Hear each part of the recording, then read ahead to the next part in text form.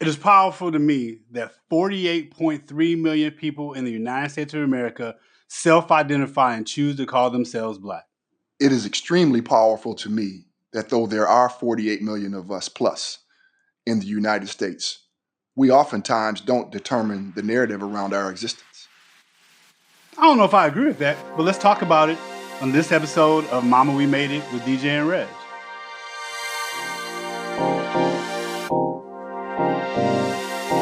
Count me in.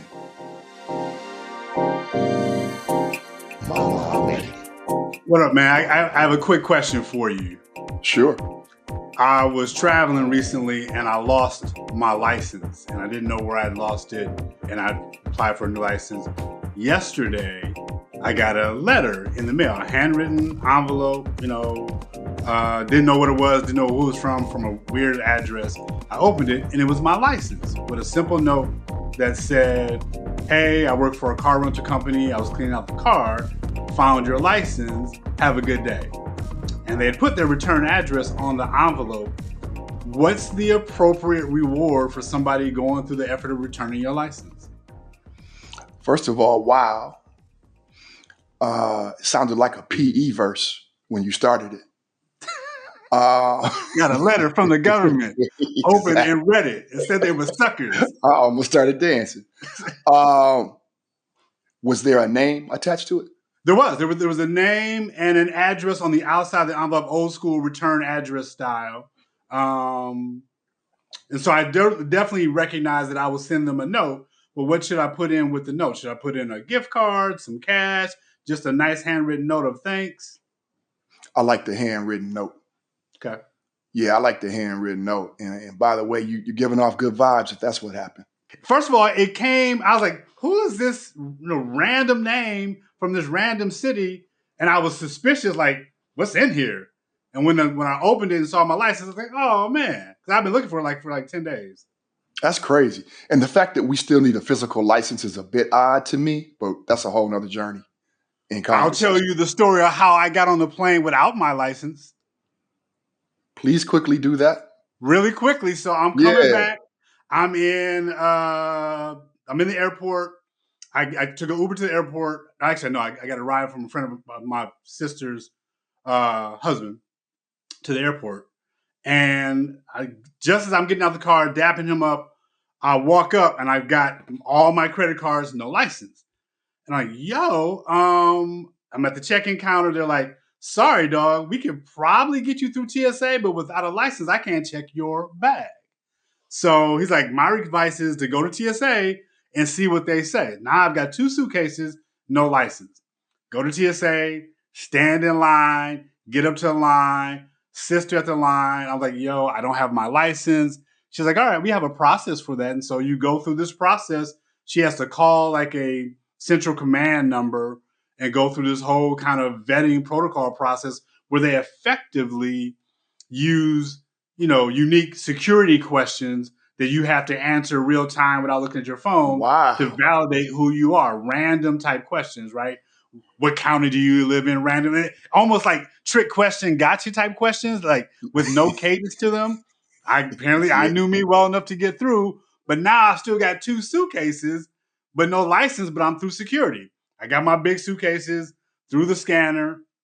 I get to the gate and they're like, no, can I check my bag? Just gate check my bag. They're like, fine. They didn't ask for my license. So I was able to get on the plane, gate check my bag and keep it pushing. So I don't know if that's a hustle, but it definitely worked. I wouldn't advise to do any of it that way. To your point, though, it's getting through TSA, right? I think the easier part was TSA because they have a process for people who lost or don't have their ID.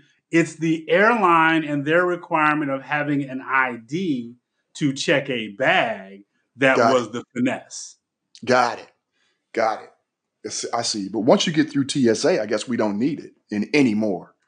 It seemed that way. I had my boarding pass already, so there was no real need for it. So FYI, if you lose your license, you can get on a plane if you finesse it a certain amount. Lesson number 1. Don't lose your license. Yeah. How about that? But good morning. Good morning, Welcome my man. to Mama We Made It with DJ and Reg. That's DJ. I'm Reg. How you doing today, brother? Man, I'm well. I'm well. How you feeling? Good? I'm good. I'm good. I'm excited about this conversation. So you and I have talked about our love for data and our love for our people. And so we wanted this episode to be about you are here, kind of where we are in the current state of things. And we thought it would be an interesting thing to take a look at some demographic, psychographic data published by the Pew Research Center. Pew Research Center, for those who are not familiar with it, has been around since the early 90s as a foundation exercise, somewhat conservative in nature in terms of the people that started it, but the data is pretty straightforward, principally survey data of various snapshots of America. They do a lot of race and ethnicity studies, politics, a whole bunch of things. So really interesting. But today we're going to look at the study that they published this past January on facts and kind of current state of affairs for Black America. You took a look at it, as did I, over the last kind of week or so. What's your first instinct or impression of what you saw?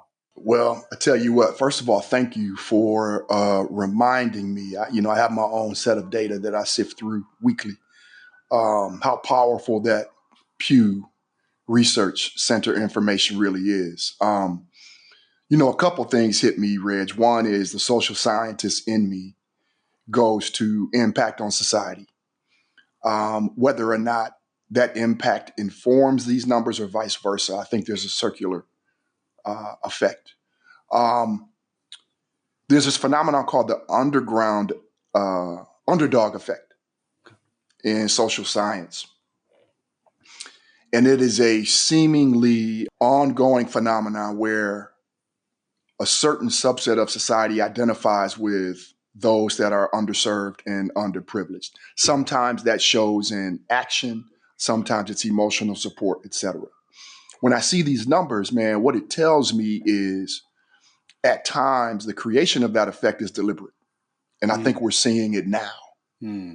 It also tells me that it's a heck of an effect to get out of if you are in the underserved community. So one of the things that really hit me was the states, the inflow and outflow where Black folks are migrating to and from. So in particular, Minnesota caught my eye, or I'll say Minneapolis primarily, but Minnesota. And a lot of that has to do, and we've known this for a while, Africans, particularly Eastern Africans coming into Minnesota.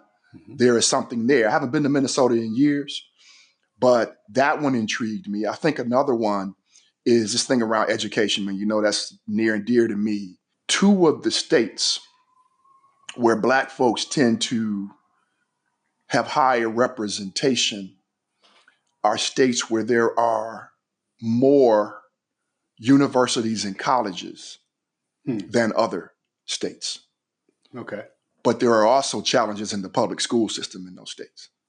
What are those states? So those, Georgia, Florida. We're also seeing in Detroit the numbers in the inner city, an uptick in the white community, and we're losing Black folks. With that, the better jobs are going to white folks. I say better in terms of where there's growth, economic sustainability, et cetera. Sure. So again, man, so many things have intrigued me around this. I'm also curious, when you see these numbers, what does it say to you?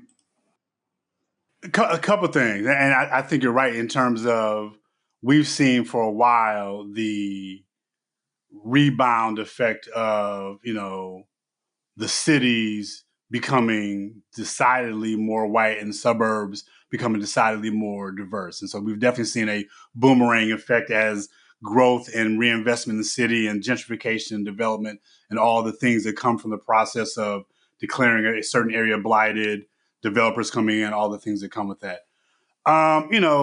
With my love of history as a backdrop, I was fascinated by the fact that so at a top line, the survey says that there are 48.3 million people in the United States that self-identify as Black. So just take that as a number. And that's roughly 14% of the population. In 1860, do you know what the percentage of the American population I that do was black not. was? It was also 14%. Wow. Right. And Wow. so it's been curious to me, number one, the relative constant of our percentage. You'll see over the years from 1860 to now, as high as 15 or 16%, as low as 9%, particularly in the turn of the 20th century, when you saw an explosion in immigrants, primarily from Europe, that really kind of suppressed our overall numbers. But we're at roughly the same number we've been at for the last 160 odd years. So that was curious to me. The other thing that was interesting to me is that in 1970, the 1970 census, that was the first time that self-reported race and ethnicity was the defining characteristic of the census. So 1964 Civil Rights Bill, 1965 Voting Rights Bill, both required accuracy in race data for the measurement of anti-discrimination programs and things that were going to be measured. And so before 1970, a census taker would knock on your door, ask you some questions about the status of your home, the structure of your home, and they would say they were black, they were white, they were Mexican, what have you. From 1974, it's self-reported. So those two things are the biggest things for me. And so I'm fascinated by who says I am black and the composition of that black population as self-reported, falls into buckets of single race, I'm black and nothing else as I self-identify, multi-race, I'm black and another race, and then black and Hispanic, with Hispanic obviously not being a race, but being a category that you can link together. And so it's fascinating to me to look at the subsets of how people self-identify and watch how you can then map to educational outcome, household income, a variety of other things, and see single race black folk, black and Hispanic, multiracial black folk, and you can map a line of, better outcomes when there's more diversity within the community. And that was fascinating to me. Yeah. And the last thing was how much of the growth in the overall black population is to what you said, the explosion in the last, say, 20 years of Caribbean and African black folks coming to the country. So looking at that composition was fascinating. So I learned a lot. I don't know what it all means, but I learned a lot in terms of that historical perspective. Well, we know if you don't know, you'll determine what that means. It's something that you do. Another thing too, it's funny, you mentioned, do you remember when census takers used to come to the door? I was trying to remember that. I think I have. So here's what I have a memory of. I don't know if it was census takers. I remember there used to be a white dude who would come to the neighborhood knocking door to door selling encyclopedias. And so I don't know if my little me was confusing those two things, but primarily I remember a dude coming door to door selling, Encyclopedia Britannica, and we had a set, and I love the encyclopedias. I don't specifically remember census takers. Look, it was 4 white men who ever came to our door growing up. We had a black postman, by the way, and a black milkman. You had a milkman? That's a whole nother story. Yeah, we had a milk carton that sat outside. It was a little box, a silver box that sat outside. We'd leave keys and everything else in there. But census taker, selling encyclopedias, selling cutlery, ostensibly, or Jehovah's Witness. Nothing against. And we would hide when 3 or 4 of them came, right? Right. We know you're in there. We'll leave this outside on the porch, but we know you're in there. But all that said, man, it took me back when you mentioned that. You are 100% right. It brought back memories, man, because we could see them coming. Walking up, we're like, yeah, we probably was going to the back room. The other thing that hits me again from a social science perspective when I see these dismal numbers is how it affects us just on a daily basis, our daily existence. And again, we aren't a monolith as Black people. There are tiers in terms of education, economics, religion. So we're not a monolith. But we are all at some point impacted by this, whether we're teaching in communities, our children, et cetera, is how it affects our habitus. And you and I have had discussions around habitus and what that means. Best put, that's just our general constitution, how we walk around, how we perceive the world, how we interact with others. These numbers matter. That underdog effect that I spoke about earlier, when we feel as if we might be less than or at a disadvantage, we all respond to that differently. And I think we've talked about in the past, I come from a lineage of freedom fighters, and we're going to respond to that in a certain way. Not everyone can or will. They haven't developed those tools. So when I see these numbers, I start to think about those communities that get into this deficit, which is what this says to me, and really don't know how to respond and how to react, or don't even know they're in a deficit. We talked about The Walking Dead. So those things matter to me too, because your habitus forms your perspectives on life. You and I were recently, a month or two ago, on a golf trip, and we had 10 of our, former coworkers, I'll call them, close friends and associates. And we have a collective habitus when we walk into a room. We also have an individual habitus when we walk into a room, but the collective is powerful.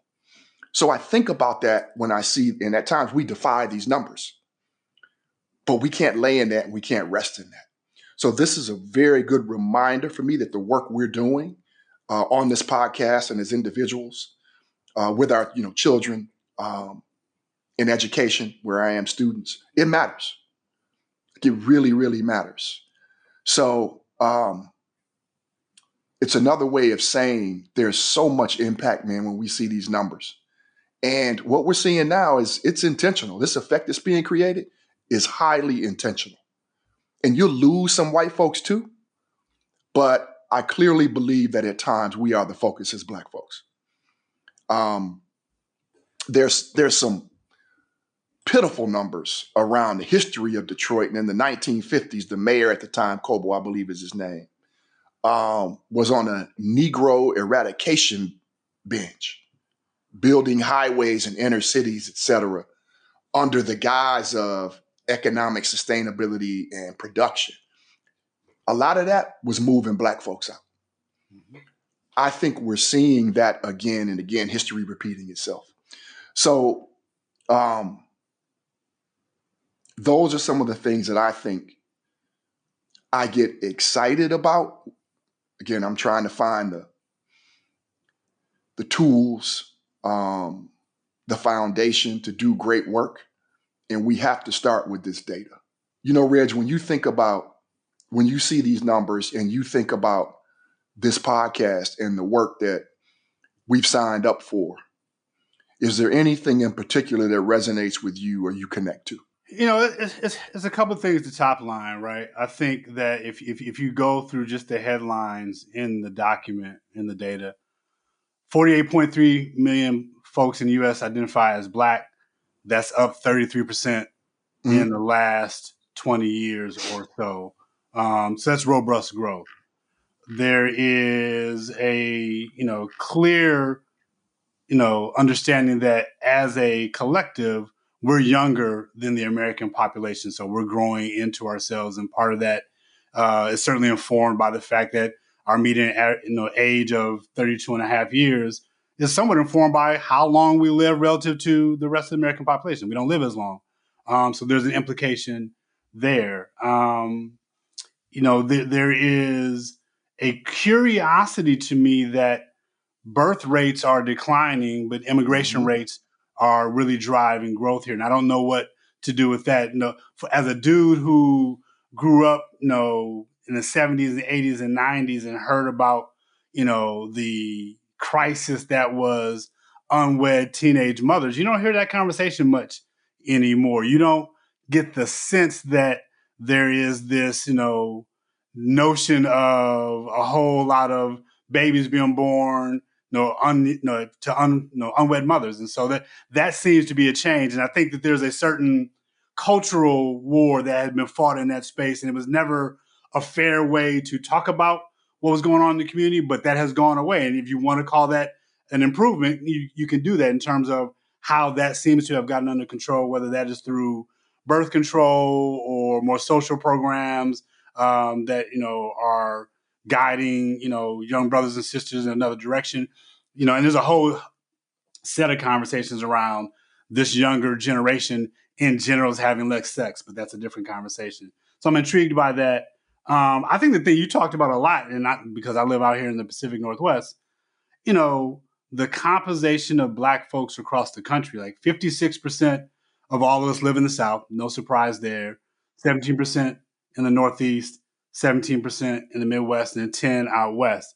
For me, that's fascinating because as a dude born and raised in the Midwest who spent the majority of my adult life on the East Coast, the West Coast feels different, right? Mm-hmm. You don't feel the density of Black Mm-hmm. folks out here that you feel in other Mm-mm. places. And there's an implication to that. And certainly if you in Oakland or LA, you feel our presence. But anywhere else outside of that, man, it is a stranger in a strange land phenomenon. This data kind of supports that. So I'm fascinated by all the data. I think the things that trouble me is the relative small size of household income and the corresponding household wealth or lack thereof compared to the rest of the population, right? So, we clearly, as a collective of folks, sit, behind Asian Americans, white Americans, Hispanic Americans as it relates to overall household income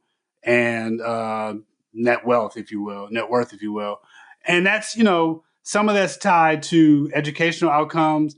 All of it's tied to systemic pressures that have robbed us historically of wealth creating opportunities, whether that is home ownership, job attainment, the ability to access schools. So we recognize the levers there. What I find most refreshing is that the data exists.